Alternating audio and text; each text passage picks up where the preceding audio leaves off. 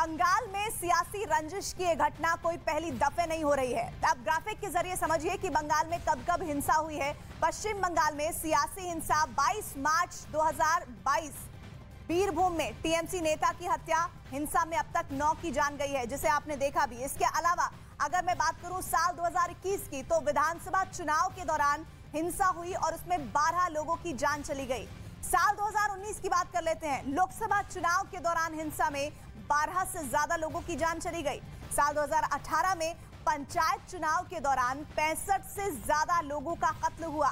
साल 2016 की बात हुई तो कुल 91 वारदातों में 205 लोगों की मौत हुई है।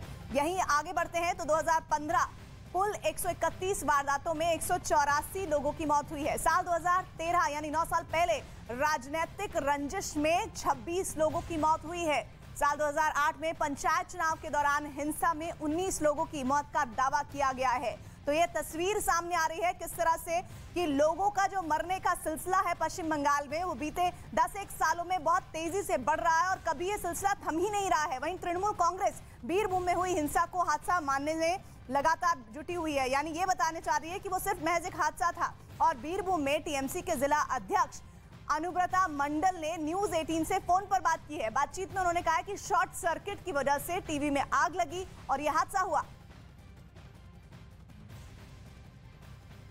तो इस पूरे घटना को एक हादसा बताने की कोशिश टीएमसी की तरफ से की जा रही है और तृणमूल कांग्रेस बीरभूम में हुई हिंसा को हादसा बताने में लगी हुई है। यानी वो ये कह रही है कि किसी तरह की रंजिश या किसी तरह का बदला लेने की कार्रवाई नहीं हुई है। बीरभूम में टीएमसी के जिला अध्यक्ष ने बातचीत हमसे की है। उन्होंने कहा है कि शॉर्ट सर्किट की वजह से आग लगी और यह हादसा हुआ। और बीरभूम हिंसा पर मुख्यमंत्री ममता बनर्जी का भी बयान आ गया है। ममता ने घटना को दुर्भाग्यपूर्ण बताया और साथ ही कल मौके पर जाने की बात कही है। রামপুরহাটে একটা ঘটনা ঘটেছে, দুর্ভাগ্যজনক ঘটনা। যারা ঘটনা ঘটিয়েছে তারা কেউ ছাড় পাবে না। এবং আমি খবর পাওয়ার সাথে সাথে কালকে কিছু না হলো 50 বার রামপুরহাটে ফোন করেছি। আমরা সিট গঠন করেছি। আগামীকাল আমি নিজেও যাব। আমি আজই যেতাম, কিন্তু কিছু দল ল্যাংচা খেতে খেতে ঢুকছে ল্যাংচাতে, তাই রাত্রির হয়ে যাবে। ওরা থাকাকালীন আমি যাব না। ঘটনার বিরুদ্ধে অ্যাকশন হবে এবং অ্যাকশন নিতে গিয়ে এখানে আমরা কোনো কালার দেখি না। কালার একটাই, হিউম্যানিটি।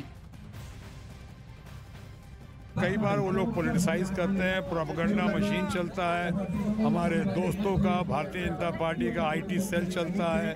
तो अभी तो इंक्वायरी का विषय है। आप सीधे किसी के ऊपर इसे इल्ज़ाम लगा, हालांकि बहुत दुखद है, जघन्य है, बहुत ही दर्दनाक घटना घटी है, लेकिन इस पर किसी पे इल्ज़ाम लगाना ठीक नहीं है। और चलिए अब बात करते हैं। 4 हफ्ते से ज्यादा का वक्त होने को आ रहा है, लेकिन रूस और यूक्रेन का ये युद्ध थमने का नाम नहीं ले रहा है। इसी से जुड़ी हुई रिपोर्ट्स अब दिखाएंगे आपको।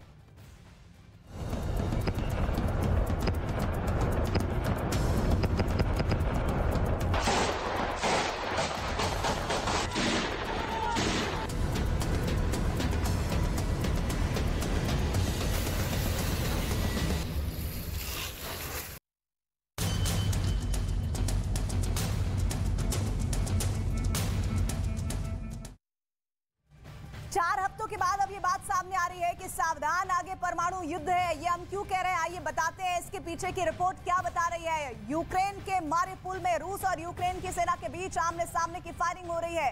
रूसी सेना की यूक्रेन के चेचन लड़ाकों से जंग जारी है और इस दरमियान जो तस्वीरें सामने आ रही है वो भयावह है। मारिउपोल में भीषण जंग जारी है। मारिउपोल, ये कहा जा रहा है कि मारिउपोल को अब नेस्त नाबूद करने पर आमादा है रूस और मारिउपोल में आमने सामने से फायरिंग हो रही है। जानकारी ये यूक्रेन से इस वक्त आ रही है कि यहाँ पर रूस और यूक्रेन की सेना के बीच बिल्कुल आमने सामने से फायरिंग हो रही है और रूस की सेना की यूक्रेन की चेचन लड़ाकों से जंग जारी है।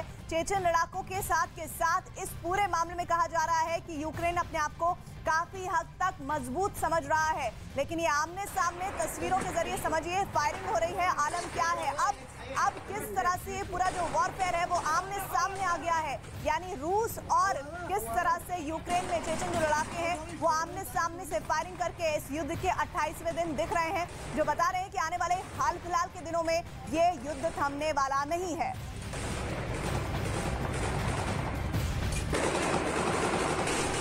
तो देखिए कैसे ऐसा लगता है कि कोई प्रैक्टिस के लिए इस तरह से फायरिंग कर रहा हो, लेकिन ऐसा बिल्कुल नहीं है। 4 हफ्ते यानी कि 28वां दिन और यूक्रेन के मारिउपोल में रूस और यूक्रेन की सेना के बीच आमने सामने की फायरिंग की तस्वीरें न्यूज 18 इंडिया पर एक्सक्लूसिव।